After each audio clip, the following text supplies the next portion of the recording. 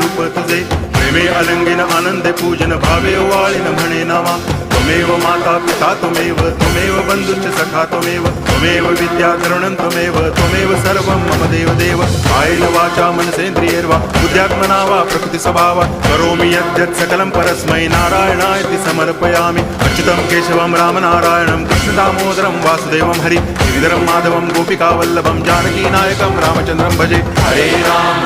Ram